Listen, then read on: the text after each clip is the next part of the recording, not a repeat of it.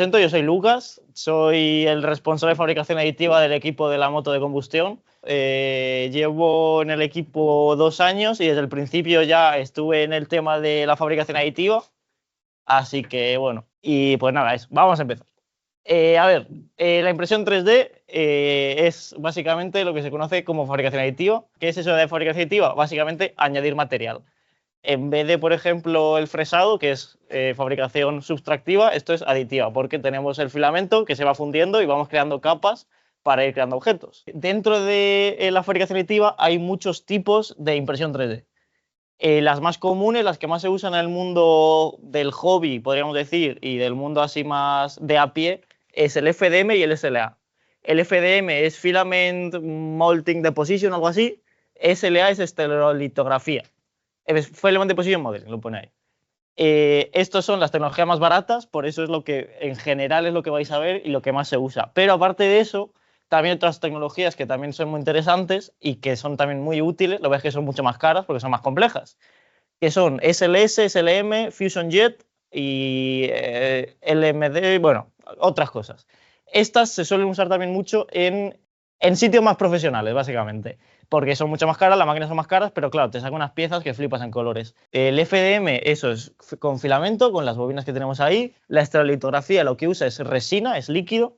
El SLS es un polvo, lo que tienes es una cubeta con polvo y que vas con un láser imprimiendo, más o menos se aprecia ahí. Tienes un láser que va dibujando las capas. El SLM es lo mismo, pero en metal. SLS suele ser para nylon y también para TPUs y bueno, hablamos de materiales más adelante. Fusion Jet es lo mismo que SLS, pero propietario de HP, la verdad es que está muy guay. Y luego el MD, esto es literalmente como si fuese un soldador y que se va moviendo, es básicamente eso. Para seleccionar una tecnología hay muchas cosas, entonces depende de lo que quieras hacer, te interesa una tecnología o te interesa otra.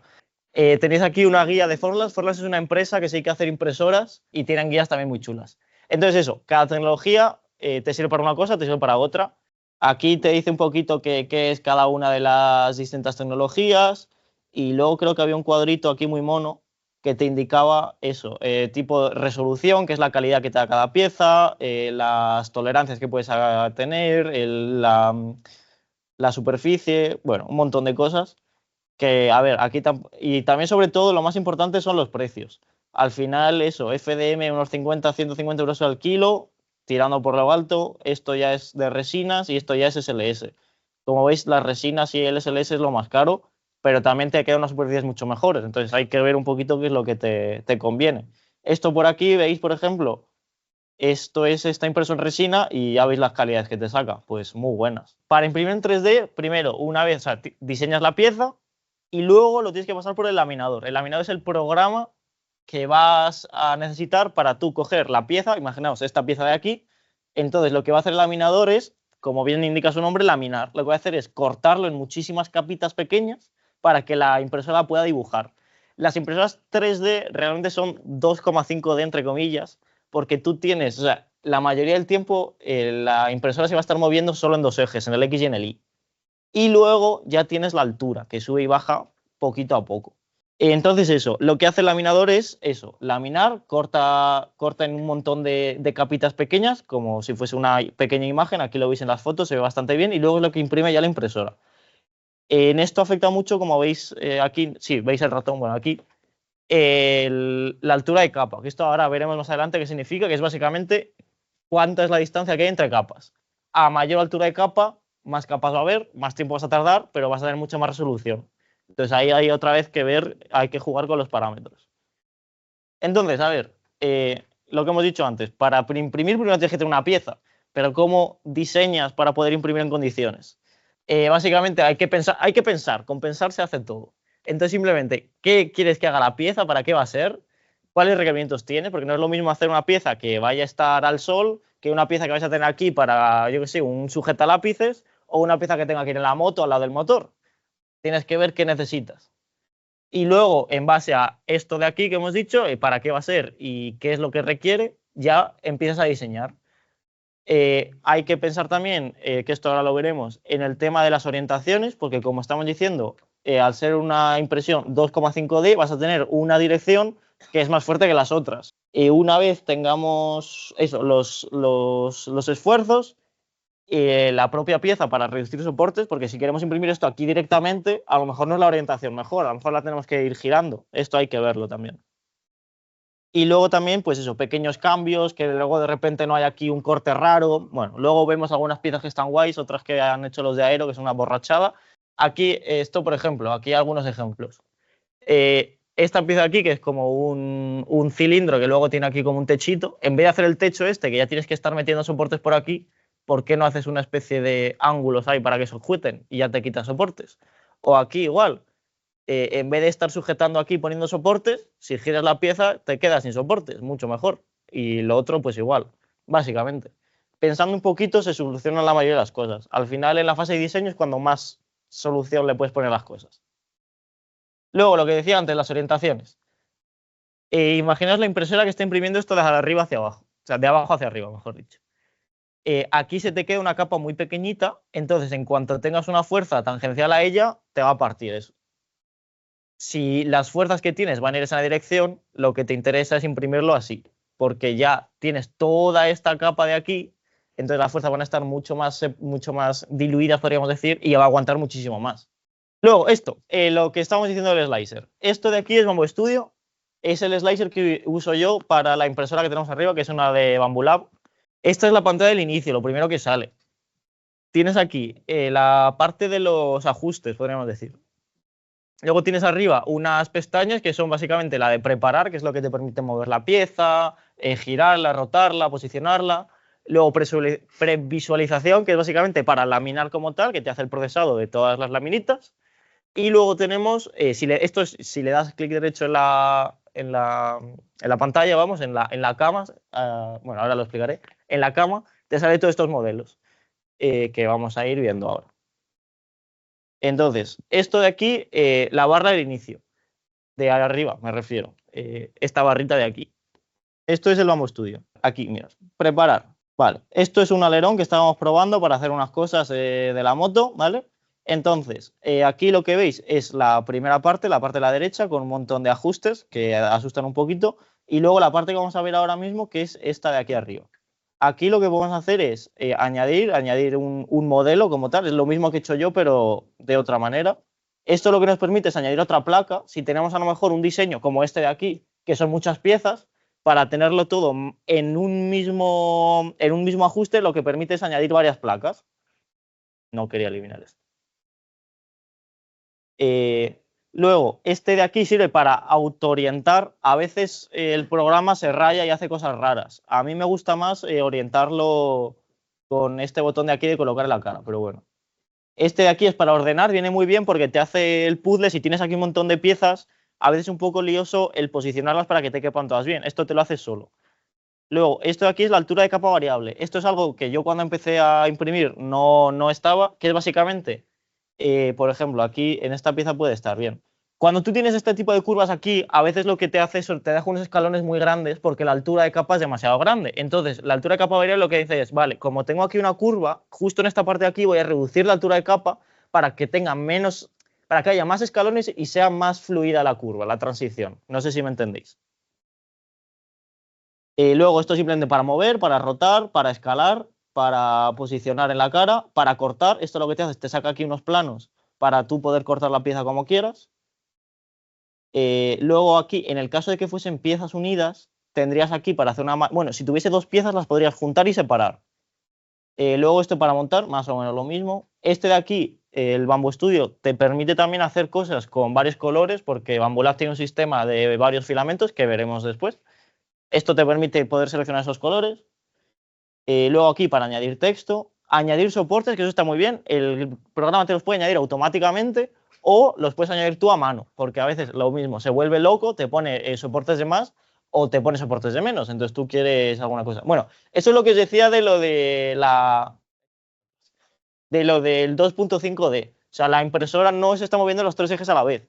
El 90%, bueno, 90 y pico por ciento del tiempo va a estar moviéndose solo en dos ejes. Izquierda, derecha, adelante, atrás, chimpón. Luego, cuando levante la capa es cuando va a hacer ese movimiento en tres ejes.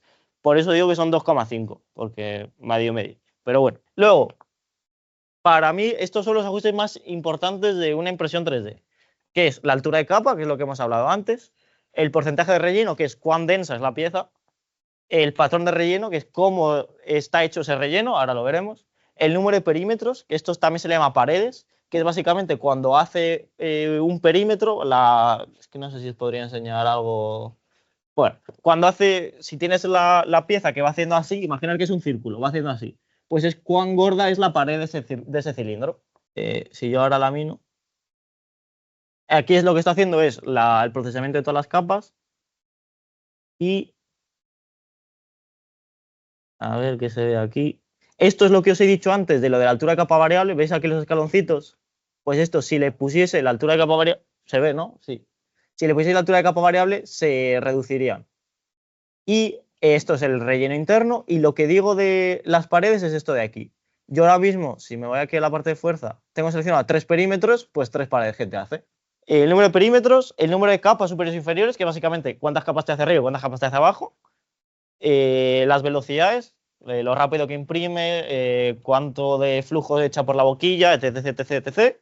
En los soportes, también tipo de soportes, porcentaje de relleno de los soportes, la adhesión, que es cómo se pega la cama, eso es muy importante, porque hay a veces que si estás haciendo alguna cosa un poco más técnica o alguna cosa, que la impresión de repente se te despega y a tomar por impresión.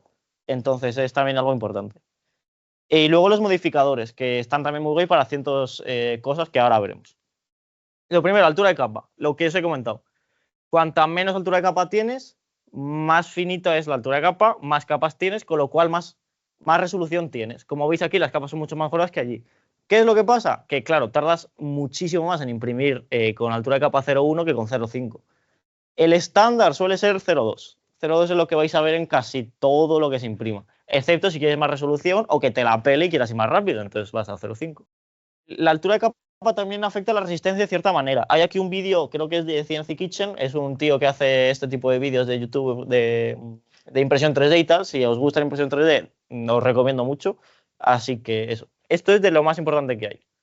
Luego, el porcentaje de relleno. Bueno, sí. Porcentaje de relleno, ¿cuán relleno está una cosa? Si ahora me vengo otra vez al slicer para que le veáis. Esto de aquí está hecho con un 10% de relleno. Si ahora yo le pongo un 60, creo que todo el mundo podría saber qué puede pasar. Está mucho más lleno. Al final, otra vez, lo mismo de siempre. En la impresión 3D creo que lo más importante es material, tiempo y precio. Cuanto más relleno, más tiempo vas a tardar, más material, más caro. Entonces tienes que ver si lo necesitas, si no lo necesitas. Luego también, en este caso, esta aplicación, el peso también es muy importante si lo vamos a llevar en la moto. Así que tenemos que ir viendo ahí poquito a poco. Eso, porcentaje de relleno. Luego también dentro del relleno hay tipos de relleno, tipos de patrones de relleno. Aquí va un poquito a gusto personal. A él le gusta el de panal de abeja, creo. A mí me gusta mucho el de cúbico adaptativo. Estos son todos los patrones de rellenos que hay en el Bamboo Studio. Hay un chorro, muchísimos. A mí, por ejemplo, ahora mismo está puesto el de rejilla, que es el más normal. A mí el de cubo calzativo también me gusta mucho, porque lo que hace es medio estudia la pieza, te va variando, no sé si veis que ahí de repente hay algún cubo más grande que otro, te va haciendo vacíos dentro de la pieza para que sea más fuerte con menos peso. Entonces eso, hay un montonazo aquí de cosas, os recomiendo investigar porque luego también depende de cada uso que quieras. Hay gente que, por ejemplo, imagínate si quieres hacer tú un molde de hormigón, por lo que sea, el de giroide es muy interesante porque es una sola cavidad interna gigante. No es como los otros que se van cerrando entre ellos. El de giroide es uno completo. Si yo aquí en vez de esto pongo 10 mejor.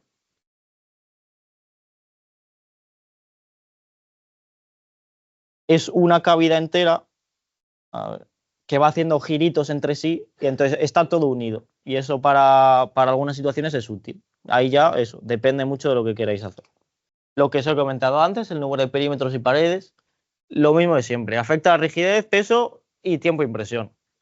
Cuantas menos paredes, más delgadito es, menos fuerza puede sujetar tangencialmente, digamos, pero va a ser más ligero y va a ser menos peso y va a ser más rápido. Y luego también, más perímetros es mejor que una mayor densidad de relleno. Esto me lo dijo Álvaro que lo pusiera. Sí, es verdad. En general va a pesar menos, va a ser más útil llevar más perímetros que más relleno. Y luego, el número de capas inferiores y superiores, esto es algo que realmente a mí, por lo menos, no me parece tan importante, pero sí que es bastante útil. El número de capas inferiores, pues el número de capas que hay abajo, y el número de capas superiores, el número de capas que hay arriba. En este caso de aquí, por ejemplo, esto de aquí lo que no está cambiando, si fijáis, hay como tres capas que son las de abajo, que son, pues eso, sólidas para que tenga una buena adherencia abajo y para que sea rígido por abajo. Por ejemplo, para esto de aquí son moldes que ahora os enseñaré las piezas mejor. Estos son moldes que se han hecho para la moto de compresión. Estos con fibra de carbono de compresión. Entonces, claro, te interesa que la parte de arriba sea muy dura, porque como vas a hacerle mucha fuerza de compresión, tiene que ser duro. Igual con los perímetros, tienes que tener muchos perímetros para que las fuerzas compriman bien y no parta la pieza. Entonces se pusieron, no sé si fueron 6 o 7 perímetros, en las capas de arriba también fueron 5 o 6, es una pieza muy gorda, también mucho porcentaje del relleno, porque tenía que aguantar mucho. No tenía que aguantar temperaturas, pero tenía que aguantar mucho. Luego también velocidades.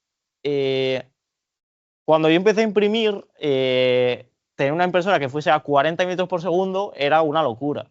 Ahora ya estas, que parece ahí, la ves y parece que va medio lenta, incluso luego también la Bambu que tenemos arriba, cogen 150, entre 150 y 300 metros por segundo. Esto ha avanzado mucho respecto a hace mucho tiempo. También ya no solo porque se ha investigado mucho más el tema de calentamiento, el tema del flujo, sino también temas de software, de optimización, está mucho más currado. Para tú poder imprimir rápido, yo no te sale con simplemente moverte rápido, sino que tienes que ser capaz de fundir el plástico a suficiente velocidad. Entonces necesitas, luego ahora lo veremos, un hotend que lo pueda aguantar, una boquilla que pueda extruir ese plástico y un extrusor que pueda ser capaz de empujar ese plástico a esa velocidad. Con lo cual no es tan fácil como parece. Porque si no te pueden quedar sitios donde no has extruido suficiente plástico, que estás extruyendo de más, puede haber cosas raras. Lo de los soportes. Los soportes te sirven para poder imprimir cosas que están en el aire. Si vemos, por ejemplo, aquí esta pieza, tenemos aquí esta parte que está aquí justo en el aire. Esto no hay forma de imprimirlo a no ser que ponga soportes por aquí abajo. ¿Qué es lo que hay que hacer? Pues lo dicho, poner soportes. Si se diseñan las piezas en condiciones, lo ideal sería no tener que poner soportes, pero hay veces que es directamente imposible. Entonces hay que recurrir a esto. Son un puto coñazo de quitar, son un puto coñazo de imprimir, son un puto coñazo de todo, pero es lo que hay. A un bench, barquito, que está pensado específicamente porque tiene muchas formas muy desafiantes y en base a mirar esto puedes calibrar muchos parámetros. Por ejemplo, esto de aquí hace mucho ángulo, puedes calibrar eso. Aquí hace un puente, que hace un agujero, abajo, arriba. Es maravilloso y lo vais a usar una barbaridad. Se usa mucho eso para calibrar impresoras, para ver que lo que estás imprimiendo tiene sentido. Y además, como tiene muchos años, si falla algo dices, oye, esta parte sale fea. Y hay un tío, un ruso del año 2004. Que ya lo impresa y le pasa lo mismo. Vale, adición, lo que se está diciendo también. Hay veces que las piezas, eso, por su geometría, por el material que estás imprimiendo, necesitan más adhesión a la cama. Hay varias soluciones. Principalmente el ponerle esto que se le llaman faldas o balsas. La falda lo que es una capita de una sola capa que se extiende un poquito más, entonces lo que te da es más superficie de contacto con la cama. Y luego la balsa es directamente una capa muy grande que haces al principio y luego imprimes la pieza sobre esa balsa. También hay otras opciones, otras cosas que se pueden usar en ese tipo de productos. Esto de aquí se le llama pues, fijadores al final de la cama. Hay empresas que se dedican a ello, como es 3D que es una empresa española. Hay mucha gente que lo que hace directamente es comprar laca para el pelo y es la que se usa y funciona de puta madre también. Luego, modificadores. Esto es algo también, si yo me vengo aquí al archivo este, imaginaos que yo por lo que sea, bueno, aquí en la pieza esta que elegí se ve bastante bien. Esto es una caja que diseñó un chico de la moto, Nico, que claro, tienes aquí las bisagras, no sé si lo veis desde atrás, pero bueno, tiene ahí unas bisagras que imagínate, si imprimimos todo lo que es la caja al 20% de relleno, las bisagras a lo mejor estaría bien que fuesen más macizas para que aguanten más y que no partan. Entonces lo que se puede hacer es coger estos modificadores. Un modificador es una pieza que se pone, en general puede ser un cubo, vienes aquí, simplemente le das clic derecho, le das añadir primitivo y seleccionas lo que quieras. Un cubo, un cilindro, una esfera, un cono, lo que quieras. Y luego te vienes aquí a los perfiles, aquí en ajustes, tienes dos tipos de ajustes, el global y por objetos. Global es que te afecta a todo el archivo este que tienes aquí. Si yo tuviese aquí 8 piezas, afectaría a esas 8 piezas. Por objetos va pieza a pieza. Entonces imagínate que tienes, yo qué sé, una pieza de un molde y una pieza para otra cosa distinta. Pues le puedes dar distintas propiedades a cada pieza dependiendo de lo que necesites. Entonces aquí en objetos te puedes venir y puedes elegir que esos primitivos que has puesto antes te hagan distintas cosas. En general se suelen usar para eso. Por ejemplo, modificar la parte del prisma que tenga más relleno y sea más fuertes en las bisagras. Les puedes decir, vale, pues justo todo lo que esté dentro de este primitivo me lo vas a hacer a más relleno y con más perímetros. Entonces consigues que esa zona focalizada tenga más fuerza, sin tener que hacer toda la pieza, que es una pieza gigantesca, con un montón más de perímetros que gastaría mucho más material, gastaría mucho más tiempo y sería más caro. Entonces son bastante útiles y es algo que hay que tener en cuenta, que se usan relativamente poco, pero son muy útiles. Luego, lo que estaba comentando antes, de materiales multicolor. Esto de aquí, que sale aquí en la pantalla, es un sistema propietario de Bambu Lab, que es básicamente el EMS, que es Automatic Material System. Lo que tienes es estas cajas de aquí con 4 bobinas y por dentro tiene unos tubos que se juntan en uno solo. Entonces, cada bobina tiene un motor que le permite meter o sacar filamento. Lo que tienes también en la propia impresora es un hub que le llaman, que es donde va cada tubo y luego ya sale al propio extrusor. Entonces la máquina se puede comunicar con estas cajas para decirle, vale, pues ahora necesito este filamento, ahora necesito este otro filamento. Entonces va metiendo y va sacando filamentos en función de lo que quiera o necesite. ¿Cuál es el problema de esto? Que requiere muchísimo tiempo. O sea, cada vez que quieres hacer un cambio de color, tienes que estar cortando el filamento, retrayéndolo hacia atrás del todo, sacando otro nuevo filamento, purgar el anterior que tenías. Que esto lo que tiene es aquí una especie de tobogán para las cacas, se le llaman, que es cuando hace la purga, el filamento sobrante lo tira. Entonces, está tirando un montón de filamento y gastando tiempo pues para tener estas cositas. Este es uno de los sistemas. A mí me gusta mucho más este otro. Esto se le llama Index, lo van a sacar, todavía no lo han llegado ni a sacar, está ahí. Y es básicamente, en vez de tener una sola boquilla con muchos filamentos, lo que tienes es muchas boquillas, cada uno con su filamento.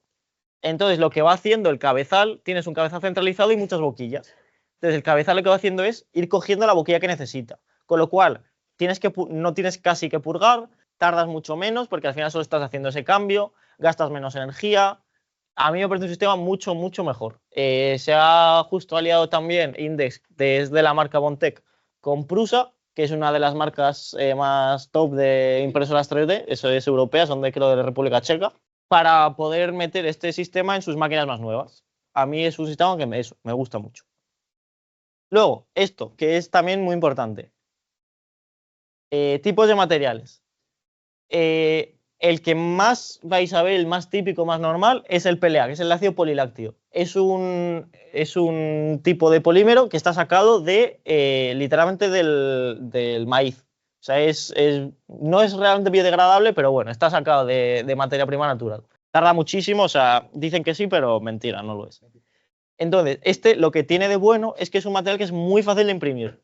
O sea, lo puedes imprimir al aire libre, apenas produce vapores, las temperaturas que necesitas son relativamente bajas, empieza a fundir a unos 70, 60, 70 grados y se extruye a unos 220, entre 200 y 220 es cuando se extruye.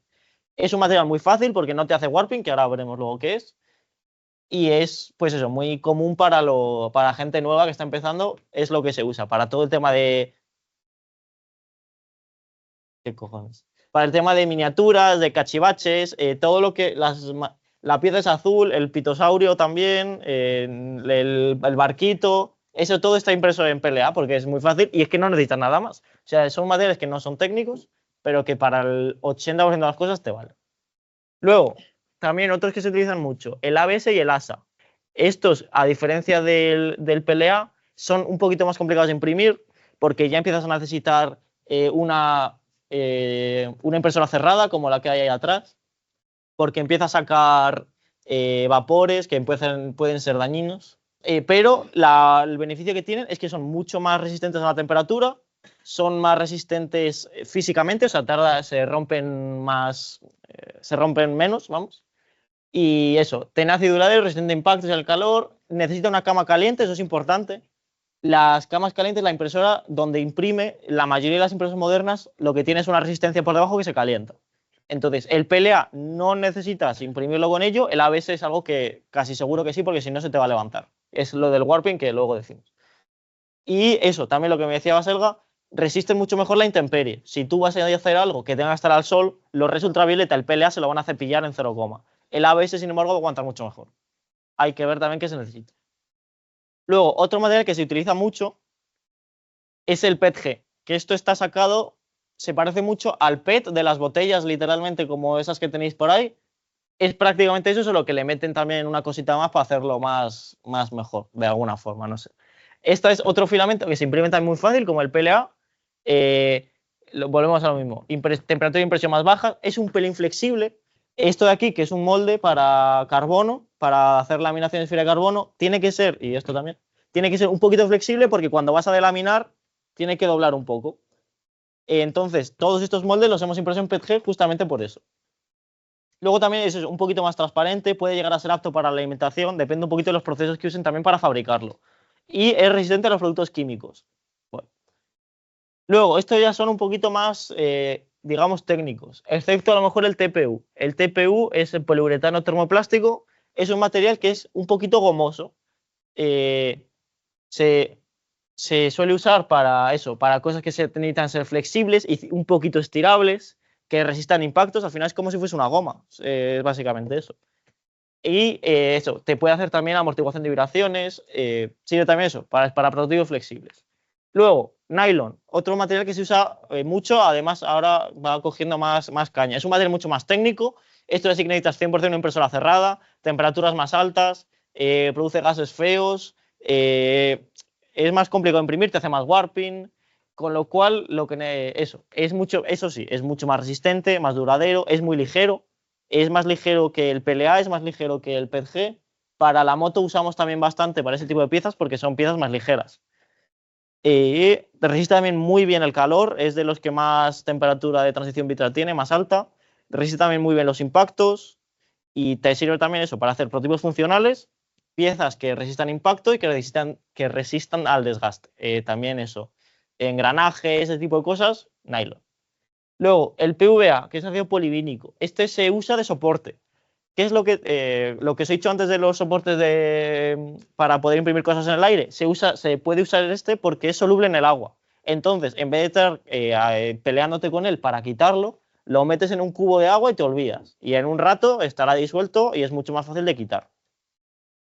Luego el HIPS, que es pues, poliestireno de alto impacto. Estos ya son materiales un poquito más raretes. Es otro material soluble que se usa con el ABS porque se pega bien entre ellos, entonces es lo que se suele usar. Se disuelve en limonelo. Bueno, genial. Y luego también materiales compuestos. Estos suelen ir en conjunto con los que hemos visto antes, con el ABS, el ASA, el PLA, el PETG y el nylon. Suelen ir en conjunto con materiales compuestos. Por ejemplo, en la moto hemos usado bastante nylon fibra de carbono y nylon fibra de vidrio. Es básicamente nylon que le tienen metido dentro de él partículas muy chiquititas de nylon y fibra de carbono. Suele ser entre un 15 y un 30% de fibra respecto al polímero. Luego también policarbonato y el PIC. El policarbonato es algo similar en propiedades al nylon, pero también es relativamente flexible, cosa que está guay. Y luego el PIC, este es, digamos, lo mejor que se puede imprimir. ¿Qué pasa? Que para imprimirlo necesitas unas impresoras gigantescas, porque tienes que imprimir a unas temperaturas a lo mejor de 400 grados, con lo cual es carísimo de imprimir, el material es caro la impresora, es caro el tiempo de uso de la impresora, es caro el material, es caro todo. Pero te saca unas piezas al nivel de a lo mejor de un aluminio, más resistentes y ligeras que el acero inoxidable y aluminio, con una resistencia térmica, química y al desgaste altísima. Además de que es biocompatible, que eso también mola pues, para hacer prótesis, para hacer ese tipo de cosas. Luego, esto también muy importante porque, vale, hemos visto materiales, hemos visto cómo funciona el laminador, pero qué lleva la impresora para que pueda imprimir. La impresora se divide en varias zonas. La primera es el cabezal, que es lo que está puesto aquí en las imágenes, que se compone de el extrusor, el hotend y básicamente es eso, el extrusor y el hotend. El extrusor es la parte que empuja el filamento, que sería esta parte de aquí arriba, en esta que es como esa de allí, como la prusa, y esta parte de aquí arriba que es de una Bambu Lab. Esto es lo que coge el filamento y lo empuja para que pueda salir por la boquilla. Luego el hotend se llama hotend porque es la parte caliente, es lo que se calienta, es lo que funde el plástico como tal. Aquí todavía está en estado sólido por aquí y aquí ya empieza a calentar y aquí ya está fundido y ya sale por abajo. Luego, dentro de eso, boquillas y hotend, hay distintos tipos. Básicamente depende del diámetro de la boquilla. Esto también va en función de la altura de capa, lo que hemos visto antes. Cuanta más altura de capa tienes, más gorda necesitas que sea la boquilla porque más plástico estás echando. Y cuanta más pequeña es, menos diámetro necesitas de boquilla porque tiene que ser más preciso. Entonces también eso, tiene que ir todo en función de una cosa de la otra. Esto de aquí es una Bedslinger, como esa primera de allí. Bedslinger porque literalmente está cogiendo la cama y la está lanzando para adelante y para atrás. Por eso se llama Bedslinger. Así eran la mayoría de las impresoras más viejas, eran todas así. Esta es así, es nueva porque funciona bien, o sea, tampoco vas a cambiar nada. Luego, Core XY, así son la mayoría de las impresoras más nuevas. Como os he dicho antes, tenemos el Bedslinger, que es básicamente mueve la cama hacia adelante y hacia atrás y ya tienes los tres ejes, ¿no? Izquierda, derecha, adelante, atrás, chimpón, te olvidas. Tiene un motor que controla la parte de adelante hacia atrás, otro motor que controla la izquierda, derecha, y luego tiene, en este caso, tiene dos motores que controlan arriba y abajo, uno en cada final del puente, podríamos decir. Luego, Core XY lo que tiene es un sistema distinto. Esto, la mayoría de las impresoras modernas es lo que llevan. Lo que tienes es, a ver si hay alguna imagen aquí que se vea guay, es esto de aquí. Tú para hacer los movimientos del plano XY tienes dos motores, uno en cada esquina, y luego tienes unas correas puestas en una cierta configuración que te permiten mover, o sea, mientras combinas estos ejes, te permite mover hacia un lado y hacia otro. Si mueves, por ejemplo, ese motor de ahí, si tú lo mueves hacia un lado, va hacia un lado. Si tú lo mueves hacia el otro, va hacia el otro. En este caso, si tú mueves un solo motor, en vez de ir justo en el plano X o justo en el plano Y, va a 45 grados. Y entonces, ¿qué es lo que pasa? Que ya tienes que estar metiendo mucha matemática detrás para poder hacer la correlación de los motores con un eje completamente recto. Esto es bueno porque te permite, o sea, son mucho más rápidas, básicamente. Tienes el peso mucho más atrás, lo tienes arriba, distintas cosas. Esto de aquí es un poco borrachada, que es las delta, que básicamente los ejes las tienes, digamos, haciendo un triángulo. Entonces tú, según vayas subiendo uno, bajando otro, el cabezal se mueve hacia adelante, se mueve hacia atrás, se mueve hacia la izquierda y se mueve hacia la derecha, y si suben los tres a la vez, pues ya tienes el eje Z. A mí me gustan, son unas cosas un poco raras, pero están bastante guapas. El tema de proyectos open source. El mundo de la impresión 3D siempre ha sido un mundo muy de frikis. Y los frikis les gusta mucho hacer cosas.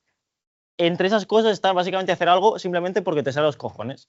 Y no esperas nada a cambio. De ahí sale un montón de este tipo de proyectos, que se llaman open source porque es de código abierto. O sea, tú puedes hacer lo que quieras con ello. Un friki coge, lo hace, te lo pone en internet y vale, si quieres hacerlo bien, si no, pues no pasa nada. No te cobran por ello, no ganan nada por ello. Es una cosa que está muy chula. Entre ellos están cosas como esta impresora de aquí o como estos proyectos de aquí. Esto de aquí es el sistema operativo que llevan muchas máquinas, entre ellas esa de allí. Lo que te permite es controlar la impresora con el móvil directamente. Hacen impresoras pues de este estilo. Son impresoras modernas, de hecho fueron las primeras o de las primeras que hicieron el sistema este de Core XY. Eran impresoras muy rápidas para cuando lo sacaron y es todo un producto, no producto como tal, pero es un proyecto hecho entero por la comunidad. No hay una empresa detrás de ello. Luego sí que hay empresas que lo que te hacen es venderte el kit. Si tú te quieres comprar una impresora de estas, lo que haces es comprar las piezas y te la montas. Luego esto de aquí es un extrusor, simplemente, y esto de aquí es un sistema como el que os he enseñado antes de Bambu Lab, de la AMS, de multimaterial, pero lo mismo, hecho por un friki para que tú puedas hacer lo que quieras con él. Aquí viene lo que os estaba diciendo, Clipper.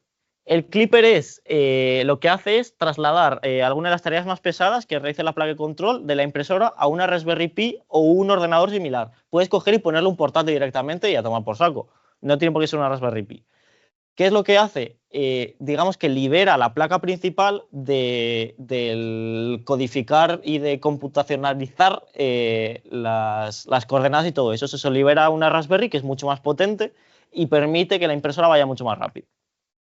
Aparte de que vaya más rápido la impresora, es muy cómodo porque te saca un menú en internet, en tu propia red de casa, para poder controlar la impresora directamente. Yo, por ejemplo, la de mi casa la tengo con Clipper, la tengo puesto una cámara y yo, por ejemplo, aquí en la universidad puedo estar viendo si la impresora se ha cagado encima o va bien. Y la puedo parar desde mi casa, la puedo poner desde mi casa, se pueden hacer un montón de cosas. Y esto, lo mismo de antes, es un proyecto open source, puedes hacer lo que quieras con él. Hay gente que coge de repente y dice, bueno, pues me voy a diseñar, yo qué sé, un sistema de BEDMES, que es básicamente, tienes tú la cama de impresión y lo que haces es ir tocando puntos de la cama para hacer una, ¿cómo se le llama? Sí, una superficie. Y luego puedes aproximar y decirle, vale, pues si de repente tengo aquí un pico alto, que la impresora se levante justo en esa zona para que quede al final recto. Aquí, un poquito por encima de impresoras SLA, no voy a meter mucho, impresoras de resina. Lo que tienes es, en la parte de aquí abajo, tienes se le llama una cubeta, es una bañera básicamente, con resina fotosensible. Debajo lo que tienes en la mayoría de las impresoras es literalmente una pantalla. Como si fuese la pantalla del móvil, pues igual, solo que de luz ultravioleta. Entonces lo que hace es iluminar las zonas que quiere que se endurezcan y va levantando y va poniendo y endurece y va haciendo lo mismo que hace la impresora, solo que en vez de ir punto a punto, puede hacer la capa entera a la vez. ¿Cuál es el beneficio de estas impresoras? Que tiene una resolución muchísimo mayor que FDM. Esto de aquí está hecho en FDM y eso de ahí está hecho en SLA. Las capas, lo que os había dicho antes, la altura de capa normal son 0,2 milímetros. Puedes llegar a hacer 0,1, 0,08 milímetros en estas cacharras, en FDM. En SLA te puedes ir a 0,05, a 0,02, o sea, puedes hacer capas súper finitas. Claro, tardas un huevo, pero como te hace la cama entera a la vez, tardas menos. Y te consigue calidades mucho más grandes. Los retenedores, si alguien de aquí ha llevado brackets, luego después tienes que hacerte los retenedores para ponértelos por la noche. Esos retenedores se hacen todos con estas cacharras. Porque te hacen unas calidades que flipas y simplemente las ponen ahí a imprimir, sacan un chorro y te sacan eso, las calidades perfectas y se usa para retenedores y para muchas carcasas, miniaturas también, si hay algún friki por aquí de los Warhammer, ese tipo de cosas, hay mucha gente que imprime Warhammers con estos y luego los pinta. Entonces es más pequeños usos. Pros y contras eso, mayor resolución, mejor acabado de FDM, muchos materiales, eso también mola mucho. No simplemente tienes resina normal, sino que a lo mejor tienes una resina cerámica o alguna resina que es como si fuese una silicona, tienes un montón de cosas para elegir. Te puede imprimir también geometrías más complejas, pero son súper engorrosas, son muy malas para el medio ambiente porque al final sueltan vapores, la resina para tirarla, no sé dónde cojones hay que tirarla, es más cara. Las impresoras como tal no, pero la resina sí que es más cara y luego son más complicadas de operar porque requieren de mucho burro. Y aquí vamos a ver un poquito de fallos comunes con impresoras 3D. Eso es una impresora quemada, eso antes pasaba más, ahora ya no pasa tanto. Depende de cómo lo hagas. Al final, tener en cuenta de que eso de ahí son resistencias puras y duras. Si de repente, por lo que sea, empieza a pasar más corriente de lo que debería, se pega fuego, literalmente. No debería, pero a veces, como veis en la imagen, puede pasar. A ver, vamos a ir poco a poco. Atasco de la boquilla. Esto es lo más común, o sea, pasa muchísimo. Básicamente, de repente, por lo que sea, a lo mejor, yo qué sé, el diámetro de la bobina te está variando, lo que sea, y no ha podido empujar del todo y se queda algún cachito sin fundir o lo que sea y se te atasca la boquilla. Ya tienes que venir, en general, la mayoría de veces, la gente suele usar agujas de acupuntura de un diámetro parecido al de la boquilla, lo metes por dentro y se desatasca la boquilla y luego ya puedes seguir imprimiendo. De todas formas también, el cold pull, esto básicamente es meter un poquito de filamento por arriba, dejar que se enfríe un poco, no dejarle que esté a 20 grados, pero sí a lo mejor que en vez de estar a 200, que esté a 170 y tirar de él para que arrastre detrás toda la mierda que pueda haber. Luego, igual que se te puede atascar la boquilla, se te puede atascar el extrusor, que está un poquito por encima de la boquilla. Esto suele pasar por heat creep, porque la presión de filamento es muy grande o por atasco en la boquilla. ¿Qué es el heat creep? El heat creep suele pasar en impresoras cerradas, aunque también puede pasar en impresoras normales que estén al aire y cuando hace mucho calor, que es que el filamento que está pasando por aquí, en vez de fundirse aquí, se empieza a fundir aquí arriba. Entonces, claro, aquí tienes estos engranajes que si está el filamento fundido, lían la de Dios. Se te empieza aquí a aplastar y se te engancha y ya no empuja más. ¿Qué es lo que hay que hacer? Desmontar absolutamente todo el extrusor. O sea, te tienes que poner, quitar todo esto, quitar esto, le abres, ya ves qué pasa. A veces puedes meter aquí unas tijeras, cortar y tiras para adelante. Pero bueno, este es un poco más coñazo que el de la boquilla. Luego, ¿qué más? Nudos en filamentos. Esto, claro, si se te anuda, luego el extrusor va a intentar tirar y no va a poder. Entonces, a tomar por culo, ya se queda sin poder extruir. Esto puede hacer que al haber mucha fricción aquí se te tapone el extrusor, entonces puede ser una cosa un poco bola de nieve. Pero en general se suele quedar aquí. El extrusor no puede más, suele tener sensores también integrados que de repente indican que está intentando tirar y que no puede, entonces la impresora se suele parar y dice, oye, ¿qué me pasa? Lo investiga. Luego, atascos en el AMS. Esto es lógicamente si tienes AMS. Si no tienes AMS, pues poco se te va a atascar. También otra cosa que puede pasar es que en las... Esto de aquí es el feeder, es lo que va empujando el filamento. Tiene aquí un motor y lo va empujando y toda la movida. Aquí también se puede a lo mejor partir un cachito de filamento, se puede atascar aquí, toca desmontarlo. Y luego esto es lo del filament hub, que aquí es donde se me atascó a mí lo del el imán ese raro. Luego, fallo de adhesión, lo mismo que hemos dicho antes del brim, la falda, la balsa y los productos. Hay veces que eso, las impresoras, ya sea porque son geometrías raras o porque la cama no está bien nivelada o cualquier cosa, tienes esto, fallo de adhesión. Eh, en el 90% de los casos suele ser en la primera capa, que de repente estás imprimiendo y te hace esta mierda. Y entonces tienes que quitar de nuevo, a lo mejor limpiar la cama, echar laca o cualquier cosa. A lo mejor tienes que volver a laminar para intentar eso, ponerle falda o lo que sea para que se adhiera bien. En este tipo de casos suele ser porque, como veis, hay muy poca superficie de contacto para la pieza que es muy grande. Entonces, claro, esto baila mucho y puede empezar a desmontarse. Sobre todo también pasa mucho con los soportes. Si son soportes muy altos y muy finos, como pueden ser estos de aquí, se pueden caer y a tomar por saco. Es muy útil también lo que habíamos dicho antes del bed mesh, de ir calibrando. La mayoría de las impresoras nuevas lo tienen, que te hacen la calibración de la cama para que este tipo de cosas fallen menos. Luego, warping. Esto lo he comentado antes con lo de los filamentos. El warping es cuando la pieza se levanta. Se suele levantar por contracciones del propio material, en piezas muy grandes o en filamentos un poquito más raros. Lo que pone ahí básicamente, inflamamiento inadecuado, lo que se transfiere en contracciones extrañas, impresiones con la temperatura de cama errónea. Al final, esto es la causa, cuando las capas de arriba se enfrían, lo más rápido que las de abajo, tiran las unas de las otras y levantan la pieza. Esto nos ha pasado con varios moldes de este estilo. De hecho, cuando hicimos el molde del Colín, que fue un molde grandísimo que hicimos, y eran tochos de pieza muy grandes, la cama las levantaba o los propios lados se contraían y había piezas que no casaban bien unas con otras. Entonces hay que tener mucho cuidado. Luego también con el warping, como veis, se levanta, entonces pierde adherencia. Esto puede luego llevarte a fallos de adhesión. Entonces, eso, hay muchas cosas que pueden ir en bola de nieve. Luego, otra cosa que puede pasar relativamente a menudo, el layer shift.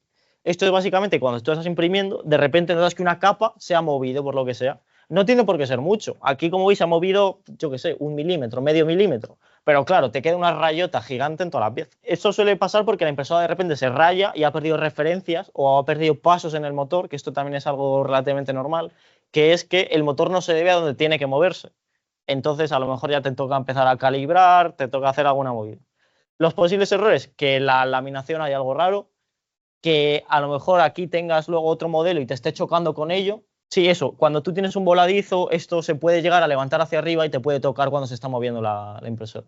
O que tienes correas flojas y que está perdiendo pasos, es decir, que cuando se está moviendo, la correa salta y no va donde tiene que ir. Luego, esto de aquí, sobre infraextrusión. Esto es lo que estaba hablando también en función de la boquilla. Al final, tú quieres que extruya una cantidad precisa. Si extruye mucho, mal. Si extruye poco, mal también. Entonces, esto para calibrarlo, se calibra lo que se conoce como el flujo.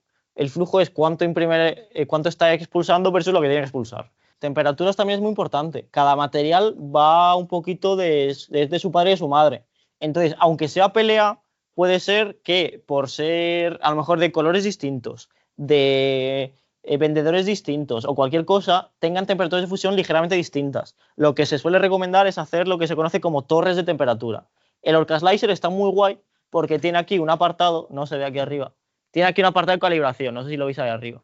Tiene aquí, entonces si te vienes, por ejemplo, a la temperatura, seleccionas el tipo de filamento que quieres y lo que te crea es una torre que en cada escalón te está variando la temperatura a 5 grados. Entonces empiezas una temperatura, acabas en otra y luego ves cuál es la temperatura más óptima para el filamento.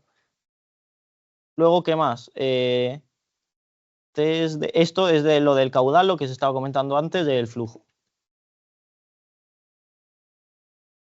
Lo que te imprime son estas galletitas que te van a dar un valor, luego le tienes que meter una fórmula y te saca el valor del flujo que necesitas. La sobreextrusión lo que te puede llegar a gustar es que las esquinas tengas de repente blobs, tienes como unas bolitas ahí gordas que dices, ha salido. Y luego la infraextrusión tienes como unas líneas, sobre todo en la capa de arriba, que no están completamente solapadas unas con otras, porque está echando menos material del que debería.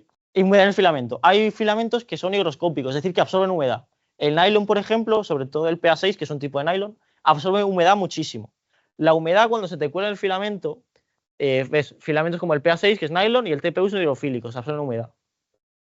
Lo que hace es que como el filamento tiene humedad, al coger y meterlo en la boquilla, que está a 200 y pico grados, esas burbujitas de agua que están dentro se convierten en vapor.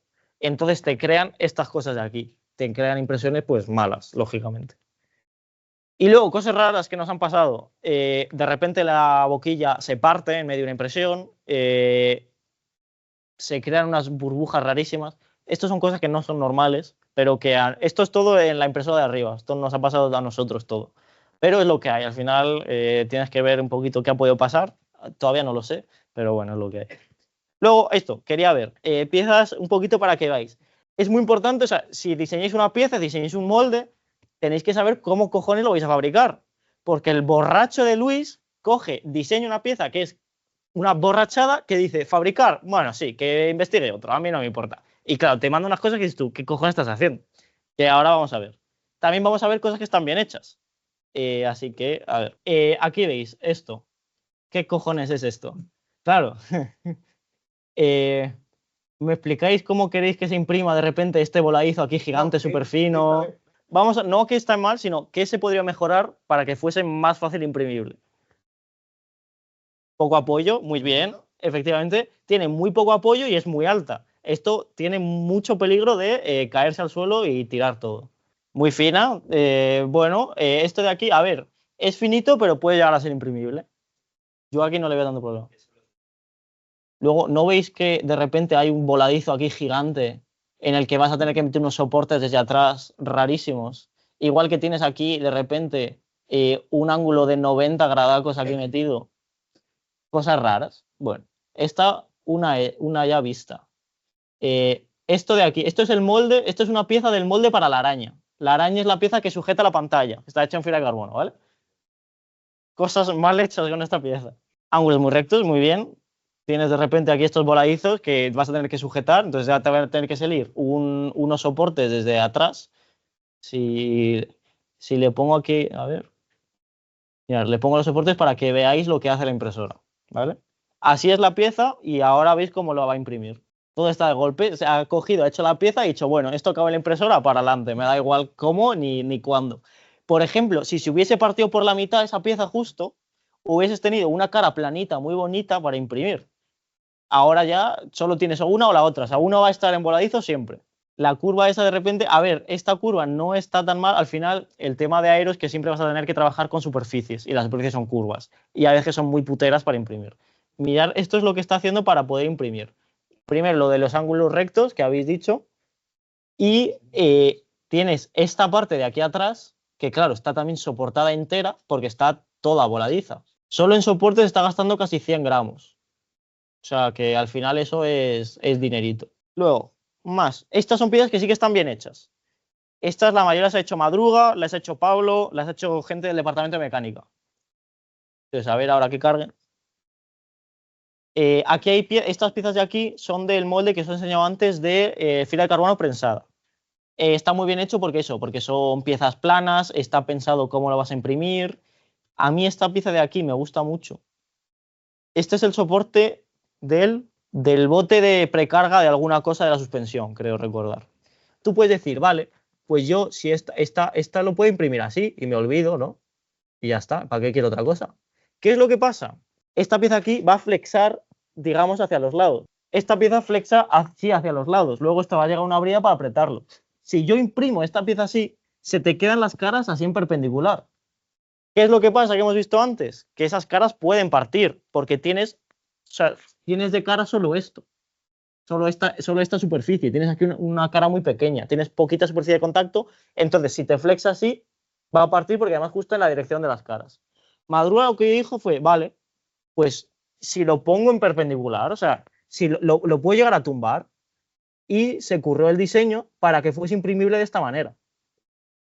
Esto es lo mismo, ya tienes toda esta cara que además dobla no en la propia dirección de las caras, sino en la perpendicular. Con lo cual, esta parte de aquí va a ser mucho más flexible y es un diseño, a mí me encanta porque es una solución muy buena que le dio Madruga. Además, eso, pensó también en cómo imprimir el agujero este de aquí. Está todo pensado, no está puesto simplemente un ángulo recto ahí y a tomar por culo y se olvida. Está pensado para ser hecha impresa en 3D. Otra pieza que está bien diseñada, esto de aquí creo que es la sujeción de un relé, ¿verdad? También lo mismo, una pieza que tiene una cara plana, bien bonita para imprimir, tiene aquí, esto a lo mejor podríamos haberlo hecho mejor de que partiese el ángulo desde más abajo para tener más superficie. Luego, ahora lo veremos mejor, pero aquí tiene el hueco, no sé si lo veis, para una tuerca, así no hay que meter insertos, no tienes que roscar en el plástico, roscas directamente en una tuerca. Y es una pieza eso que está muy bien diseñada también. Lo vemos después. Vale, y otra pieza también interesante es la tobera. Esta, bueno, luego aquí quedan más piezas del molde, pero bueno, no nos interesa. Tenemos aquí la tobera. Esta es una pieza de la tobera que, no sé, la pieza es azul, se une junto con ello, ¿vale? Entonces, aquí, a ver, soporte vamos a necesitar sobre todo para estas partes de aquí arriba. Estas partes es porque la tobera va unida en vez de con pegamento o en vez de, va con gomas. Simplemente una gomita que le pones a cada lado, una va a esa parte del airbox y otra va a la tobera y se unen así. Entonces, para imprimir esto de aquí hay que poner soporte sí o sí. Se podría mirar cómo mejorar esto para no necesitar soportes. Es una cosa que se podría ir viendo. Luego, aquí cosas interesantes y cosas bien hechas. Aquí en los refuerzos rigidizadores estos de aquí arriba, en vez de hacerlos completamente planos, viendo un poquito al principio Pablo los tenía completamente planos y le dije, oye, si me pones aquí un chaflán, me quito soportes de ahí. Y es también una cosa pues muy sencillita, o sea, con poner un chaflán ahí ya te estás quitando porque no estás haciendo cosas en el aire. Y luego, ¿qué más? Esto de aquí, esta parte de aquí abajo, como veis, no está saliendo de aquí de repente arriba, sino que está pegada a la cama. También te quita soportes, lo tienes ahí bien pegadito, más superficie de contacto. Esta fue una pieza jodida de imprimir porque, como veis, es muy alta y tiene muy poca superficie de contacto. Además es curva, o sea que se te va hacia un lado. Esos son un poquito de piezas que quería ver, quería que vieseis, así cosas que están bien hechas, cosas que no. Seguimos. Tolerancias. Al final, como veis, no se puede medir nada al 100%, igual que no puedes fabricar algo al 100% de tolerancia, y menos una impresora 3D. En general son una método de fabricación que necesita unas tolerancias muy grandes, porque no son 100%, o sea, no son precisas del todo. Aquí os he puesto también una guía de Formlabs, que es la empresa esta que os digo, y os describe un poquito el tema de la tolerancia, el preciso versus no sé qué. Y aquí te dice un poquito el tema, las tolerancias que puedes llegar a tener.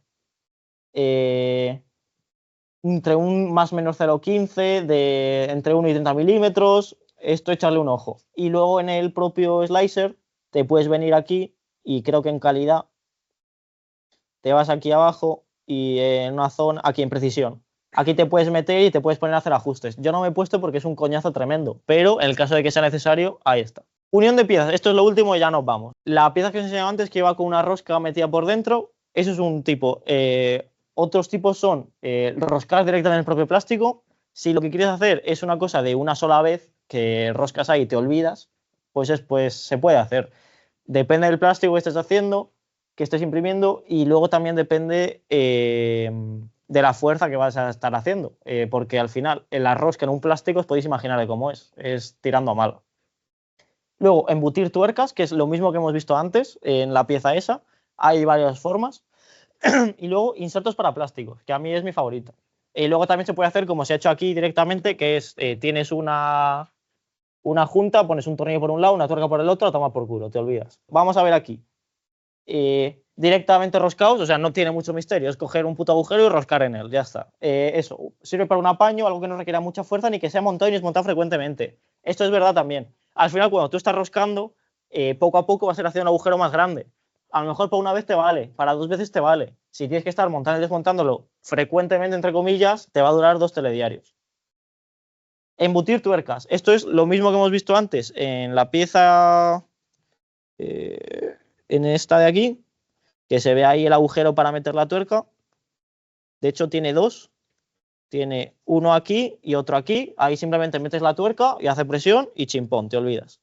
Aquí otra forma es hacer un hueco y meterla. O otra manera también es, mientras estás imprimiendo, lo que puedes hacer es programas que cuando llegue a la capa que va a empezar a cubrir, lo pausas, metes las tuercas y sigues imprimiendo. Y la forma favorita, la que queda más profesional, junto con la de embutir tuercas, los insertos. Son básicamente unas piecitas hechas de, suelen ser latón, creo que suelen ser, y con calor lo que se hace es fundir en el agujero, tiene una geometría para que cuando tú estás haciendo esa rosca, ese giro, ese par torsor, enganche bien y no gire el propio inserto. Y luego, claro, aquí ya no estás roscando sobre plástico, sino que estás roscando sobre metal. Entonces te va a durar mucho más. Las fuerzas, habría que verlo porque te puedes llegar a arrancar el propio inserto, pero eso es la mejor manera. Y ya está, hasta aquí hemos llegado. Muchísimas gracias a todos por venir, gracias por quedaros hasta estas horas. Muchas gracias.